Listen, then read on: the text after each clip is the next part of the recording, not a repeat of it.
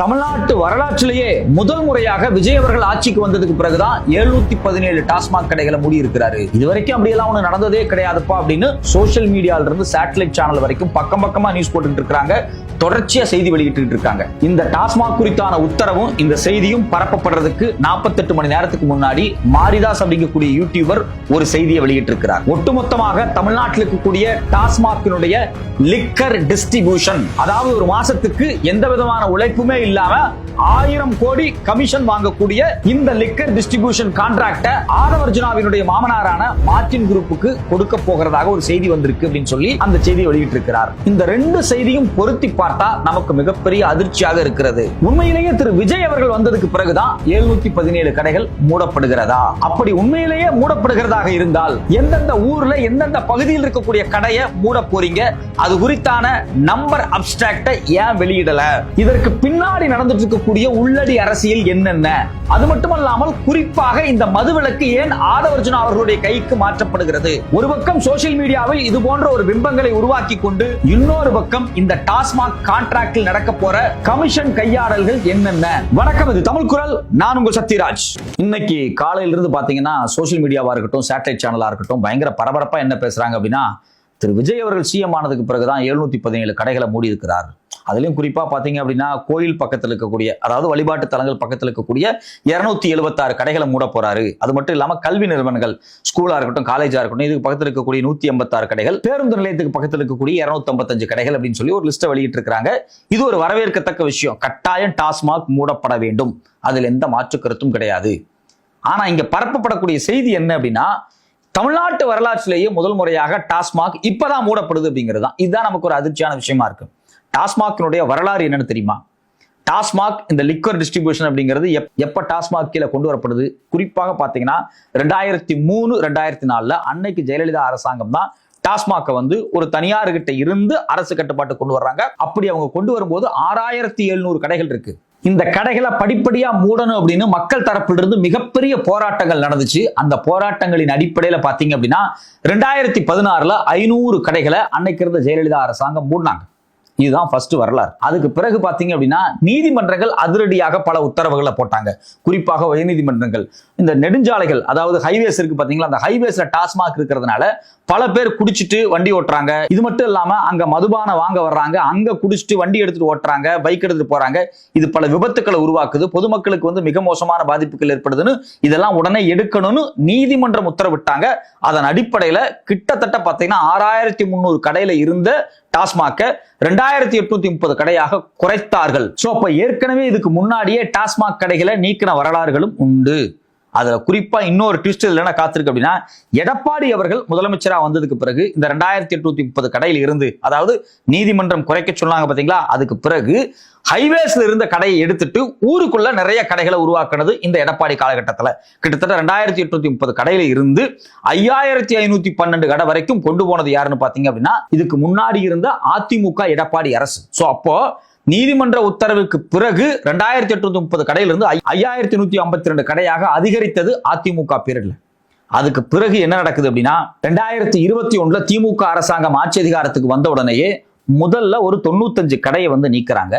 அதுக்கு பிறகு 2023 ஜூன் மாசம் எக்ஸாக்டா கவர்மெண்ட் ஆர்டரே இருக்கு, 22/6/2023 500 கடையை நீக்கிறாங்க. இதெல்லாம் எங்க இருந்து எடுக்கப்பட்டுச்சு அப்படின்னா, கோயில், பள்ளிக்கூடங்கள், அது மட்டும் இல்லாம பேருந்து நிலையங்கள், இந்த இடத்துல இருந்துதான் எல்லாத்தையுமே நீக்கிறாங்க.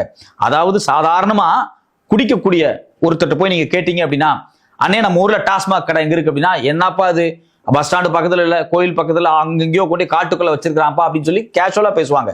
ஏன்னா ஒருத்தன் டாஸ்மாக் கடையில போய் மது வாங்கணும் அப்படின்னா ரொம்ப தூரம் போய் தான் வாங்க வேண்டிய நிலைமை ஏற்கனவே தமிழ்நாட்டில் இருக்கு. பள்ளிக்கூடம், அது மட்டும் இல்லாம பேருந்து நிலையம், இது இல்லாம கோயில் தலங்கள்ல இருந்து ஏற்கனவே எல்லாத்தையும் நீக்கப்பட்டிருக்கு. குறிப்பாக 2023 ஜூன்லயே நீக்கப்பட்டிருக்கு. அது குறித்தான அப்ஸ்ட்ராக்ட அன்னைக்கு இருந்த திமுக அரசாங்கம் மிக விரிவாக 4 பக்கத்துல ஆதாரத்தோட வெளியிட்டு இருக்காங்க. அந்த ஆதாரம் இன்னைக்கு வரைக்கும் அரசாங்கத்தினுடைய வெப்சைட்லயே இருக்கு. திமுக அரசாங்கம் இந்த 500 கடைகளை எந்தெந்த பகுதியிலிருந்து நீக்கிறாங்க அப்படிங்கிறதுக்கு ப்ரூஃபே இருக்கு. இப்ப நார்த் சென்னையா 20 கடை நீக்கி இருக்காங்க, எந்தெந்த கடை நீக்கப்பட்டுச்சு, எங்க அது இல்லாம ஆக்கப்பட்டுச்சு அப்படிங்கிறது குறித்து டீடைலா இருக்கு. எந்த ஊர்ல, எந்த பகுதியில, எந்த நம்பர் உள்ள கடை நீக்கப்பட்டது அப்படிங்கிற செய்தி எல்லாமே இருக்கு. சோ அப்போ இது ஒண்ணு புது வரலாறு கிடையாது. விஜய் அவர்கள் வந்து 717 கடைகளை எடுத்தது அப்படிங்கிறது வந்து ஏற்கனவே ஜெயலலிதா பண்ணது, அதுக்கு பிறகு திரு மு க ஸ்டாலின் அவர்கள் பண்ணது, அதுக்கு பிறகு வந்து இவங்க வந்து பண்றாங்க. சோ அதனால சோசியல் மீடியால இதுதான் தமிழ்நாட்டு வரலாற்றில் முதல் முறையாக தயவு செஞ்சு பொய்ய பரப்பாதீங்க மக்கள்கிட்ட. இந்த செய்தி இன்னைக்கு பூதாகரமா பேசப்படுறதுக்கு 2 நாளைக்கு முன்னாடியே யூடியூபரான மாரிதாஸ் ஒரு செய்தியை வெளியிடுறார். அந்த செய்தியில அவர் ட்விட்டர்ல வெளியிட்டு இருக்கார். இன்னைக்கு வரைக்கும் ட்விட்டர்ல அந்த செய்தி இருக்கு. அவர் என்ன சொல்ல வர்றாரு அப்படின்னா, டாஸ்மாக் மொத்த கொள்முதல் மற்றும் விநியோக கட்டுப்பாடு முழுமையாக லாட்டின் மார்டின் மாஃபியா கும்பலுக்கு செல்கிறது. இன்று இரவு முதல் இதன் மூலமாக ஒரு பெட்டிக்கு 1000 ரூபாய் கமிஷன் வீதம் சுமார் மாதம் 1000 கோடிக்கு மேல் மதுபான உற்பத்தியாளர்களிடம் மற்றும் வெளிநாட்டு மதுபான விற்றை கட்டுப்படுத்தும் அதிகாரம் இவர்களை சென்று சேர்கிறது. இந்த செய்தியை இவர் 2 நாளைக்கு முன்னாடியே அவர் வெளியிடுறார். சோ அப்போ இந்த மதுவிலக்கு அப்படிங்கிறது ஆதவர்ஜுனா கட்டுப்பாட்டுக்கு போக போகுது. அவர் தான் அதுக்குரிய மினிஸ்டரா மாறுறாரு. ஆதவர்ஜுனாவினுடைய மாமனாரான திரு மார்டின் குரூப் அவர்களுக்கு இந்த டிஸ்ட்ரிபியூஷன் கொடுக்க போறதாக இந்த செய்தியை இந்த நபர் வெளியிட்டிருக்கிறார். இதனுடைய உண்மைத்தன்மை என்ன? இப்ப நமக்கு புது அரசாங்கம் வந்திருக்கு.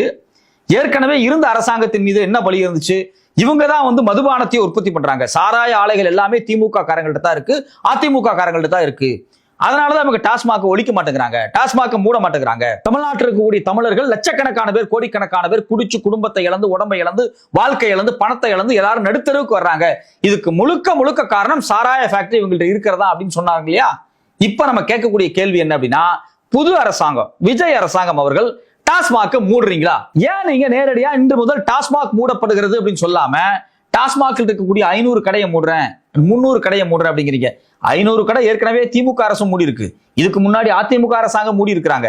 நீதிமன்றமே உத்தரவெல்லாம் கொடுத்திருக்கு. பல செய்திகள், பல நடவடிக்கைகள் தொடர்ச்சியாக வெளிவந்திருக்கு. இதுல இன்னொரு சந்தேகம் என்ன அப்படின்னா, நீங்க மூடுறேன்னு சொன்ன 717 கடையினுடைய டீடைல்ஸ் இன்னும் வரல, அது வேற கதை. இந்த செய்தி உண்மையா இல்லையா? இந்த செய்தி ஒரு பெரிய சந்தேகத்தை ஏற்படுத்தி இருக்கிறது. உண்மையிலேயே தமிழ்நாடு அரசுக்கு இப்ப என்ன பொறுப்பு இருக்கு அப்படின்னா, உங்களை நம்பி ஓட்டு போட்ட அந்த 1.25 கோடி மக்களுக்கு நீங்கள் உண்மையை பேசணும். நீங்க இந்த டாஸ்மாக் கான்ட்ராக்ட, டிஸ்ட்ரிபியூஷன் கான்ட்ராக்ட யார்கிட்ட கொடுத்திருக்கிறீங்க? இது குறித்து வெளிப்படையான ஒரு செய்தி வெளியிடணும். உங்க கட்சியில அமைச்சரா பதவியேற்க போற திரு கீர்த்தனா அவர்கள்லாம் வெளிப்படையா சொல்றாங்க, நாங்க வந்துதான் தமிழ்நாட்டுல முதலா வெள்ள அறிக்கை விடுறோம்னு சொல்றீங்க. 2021ல திரு பிடிஆர் பழனிவேல் தியாகராஜன் வெள்ளை அறிக்கை விட்டிருக்கிறார். அதுக்கு முன்னாடி ஜெயலலிதா அவர்கள் வெள்ளை அறிக்கை விட்டிருக்காங்க. தொடர்ச்சியா தமிழ்நாட்டுல பல அரசாங்கங்கள் துவங்குறதுக்கு முன்னாடி வெள்ளை அறிக்கை விட்டிருக்காங்க. முதலாக நாங்க தான் வெள்ளை அறிக்கை விடுறோன்னு எப்படி ஒரு பொய்யை சொல்றீங்களோ, நாங்க இது மாதிரியான அறிக்கைகளை விட்டு நாங்க வந்து எங்களை வந்து வெளிப்படையா காமிச்சுக்கிறேன், டிரான்ஸ்பரண்டா காமிச்சுக்கிறேன்னு சொல்றீங்களோ, நாங்களும் கேட்கிறோம் இந்த டாஸ்மாக் டிஸ்ட்ரிபியூஷன் கான்ட்ராக்ட நீங்க யாருக்கு கொடுத்திருக்கிறீங்க, இல்ல யாருக்கு கொடுக்க போறீங்க, இதுல என்ன இருக்கு அப்படிங்கறத வெளிப்படையாக மக்களிடம் நீங்கள் வெளியிடுவீர்களா? உண்மையிலேயே நீங்க நேர்மையான அரசாங்கமா இருந்தா, மக்கள் மீது அக்கறை உள்ள அரசாங்கமா இருந்தா, மக்களுக்கு நாணயமாக இருக்கணும்னு நீங்க நினைச்சீங்க அப்படின்னா, எந்தெந்த டாஸ்மாக் கடையை மூடணுங்கிற பட்டியலையும் வெளியிடுங்க. அத்தோட சேர்த்து டாஸ்மாக் டிஸ்ட்ரிபியூஷன் யாரு கொடுத்திருக்கிற அப்படின்னு சொல்லுங்க. இது மட்டும் இல்லாம ஒட்டுமொத்தமா டாஸ்மாக் எப்ப மூட போறாங்கிறதையும் சொல்லுங்க. ஏன் இது ஒரு மிகப்பெரிய சந்தேகமா வருது அப்படின்னா, நீங்க வந்ததுக்கு பிறகுதான் போதைப் பொருளை நாங்க தான் வந்து கட்டுப்படுத்த போறோம், நாங்க தான் புது படைகளை உருவாக்கி இருக்கிறோம் அப்படின்னு ஒரு பொய் செய்தியை போடுறீங்க. சோசியல் மீடியா முழுக்க நீங்க பரப்புறீங்க. ஏற்கனவே தமிழ்நாட்டில் NIBC சொல்லக்கூடிய நார்காட்டிக்ஸ் இன்டெலிஜென்ஸ் பியூரோ இருக்கு. அது ஒரு கிரைம் இன்வெஸ்டிகேஷன் டிபார்ட்மெண்ட் 1985 உருவாக்கப்பட்டு தமிழ்நாடு முழுக்க 15 யூனிட் இருக்கு. இதுக்குன்னு பெரிய போலீஸ் அதிகாரிகள்லாம் இருக்காங்க. இதை அப்படியே பேரை மாத்தி போதைப் பொருள் தடுப்பு படைன்னு நீங்க சொல்லிட்டீங்க. இதே மாதிரி சிங்கப்பெண் திட்டமும் தமிழ்நாட்டிலே இவங்க வந்ததுக்கு பிறகுதான் மகளிர் காவல் நிலையங்களை உருவாக்க போற மாதிரியான ஒரு பெரிய ப்ரொஜெக்ஷன் உருவாக்குறாங்க. இந்தியாவில் முதலாக பெண்களை காவல்துறைக்கு கொண்டு வந்தது கலைஞர் பீரியட்ல தான், 1973ல. இது 1929ல சுயமரியாதை மாநாட்டுல பெரியார் போட்ட ஒரு தீர்மானம். பெண்கள் கிராப் வெட்டிக்கணும், பெண்கள் காவலர்களா வரணும், அதாவது யூனிஃபார்ம் சர்வீஸுக்குள்ள வரணும் அப்படின்னு தீர்மானம் போட்டவர் பெரியார், நடைமுறைப்படுத்தியவர் கலைஞர். அதற்கு பிறகு என்ன நடந்துச்சு அப்படின்னா, திரு ஜெயலலிதா அம்மையார் வந்ததுக்கு பிறகு அனைத்து மகளிர் காவல் நிலையத்தை உருவாக்கினார்கள். குறிப்பாக இந்த திமுக அரசு இதுக்கு முன்னாடி இருந்தாங்க இல்லையா, வந்தப்ப அவங்க தான் வந்து பாத்தீங்க அப்படின்னா பிங்க் போலீஸ் படைகளை வந்து அவங்க உருவாக்குனாங்க. நீங்களே பார்த்திருப்பீங்க, சென்னை மாதிரியான பெருநகரங்கள்ல பிங்க் கலர்ல ஒரு இனோவால பெண் போலீஸ் பெண்களுடைய பாதுகாப்புக்காக ரோந்து போயிட்டே இருப்பாங்க. இந்த சிஸ்டம் ஏற்கனவே இருக்கு. இப்ப நீங்க புதுசா வந்து அதே பேட்டர்னை, அதே செட்டப்பை அப்படியே பேரை மாத்திருக்கீங்க. என்னன்னு பேரை மாத்திருக்கீங்க? சிங்கப்பெண் திட்டம், அது மட்டும் இல்லாம வேலுநாச்சியார் படை அப்படின்னு சொல்லி பொதுவாக பேரை மாத்தக்கூடிய வேலையை பண்றீங்க. இந்தியாவில் இந்த பேர் மாத்திர வேலை யார் ரொம்ப நல்லா பண்றாரு அப்படின்னா, டெல்லியில உட்கார்ந்து இருக்காரு மோடி அவர்கள். அவர் தொடர்ச்சியா பண்ணிட்டு இருக்காரு. அதாவது பாத்தீங்க அப்படின்னா, காங்கிரஸ் அரசாங்கம் கொண்டு வந்த பல திட்டங்களை அவர் பேர் மாத்துறாரு. சோ இந்த வேலையை அவர் செஞ்சுட்டு இருக்காரு. இப்ப தமிழ்நாட்டுல இதுக்கு முன்னாடி இருந்த அரசாங்கங்கள் செஞ்ச எல்லா நடவடிக்கையும் எடுத்து உங்களுடைய பேர் எழுதிக்கிறீங்க. எதை நம்பி ஓட்டு போட்டாங்க மக்கள்? சரி, புதுசா ஒரு அரசாங்கம் வருது, டாஸ்மாக் இவங்க மூடுவாங்க, புதுசு புதுசா ஏதாவது செய்வாங்க அப்படின்னு தானே உங்களுக்கு ஓட்டு போட்டாங்க.